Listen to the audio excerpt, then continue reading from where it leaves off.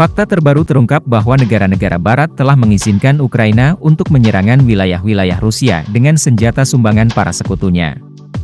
Ukraina belum lama ini telah menerima persetujuan paket senjata asal Amerika Serikat senilai 61 miliar dolar AS atau 973 triliun rupiah, sebagian besar untuk berperang dengan Rusia.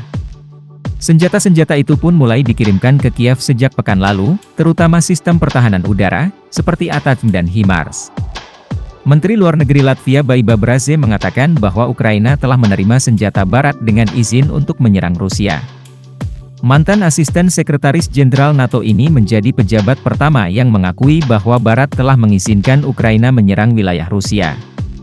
Sebelumnya, Amerika Serikat menyebut telah melarang Ukraina menyerang daratan Rusia sebagai balasan atas invasi Putin yang kini semakin menguasai wilayah Donbas.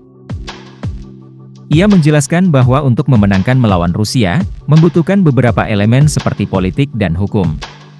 Senjata adalah salah satu elemen yang memungkinkan kemenangan bagi Ukraina. Tapi saya tidak tahu apa yang cukup untuk itu, ujarnya. Ia mengungkapkan, tidak berharap bahwa bagian dari penyediaan senjata ini akan mencukupi.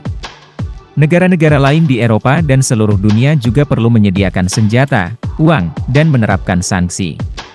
Jadi peralihan ke perang panjang berarti taktik dan strategi yang sangat berbeda. Atrisi, ketahanan, kemampuan untuk terus maju dan percaya pada kemenangan serta memiliki kekuatan lahir dan batin berperan dalam hal ini, ujarnya. Braze juga mengatakan bahwa kebijakan pemberian jet tempur F-16, pelatihan pilot Ukraina, penyediaan peluncur pertahanan udara untuk mengawal langit Ukraina. Ini bukan hanya tentang Kiev, ini juga tentang Kharkiv, ini tentang Odessa, kota-kota besar lainnya di Ukraina. Tapi tidak ada satupun senjata ajaib.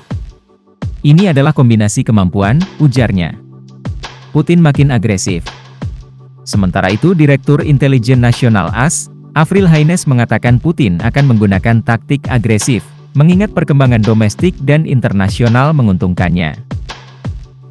Haines saat dengar pendapat di Komite Angkatan Bersenjata Senat AS, seperti dilansir Reuters.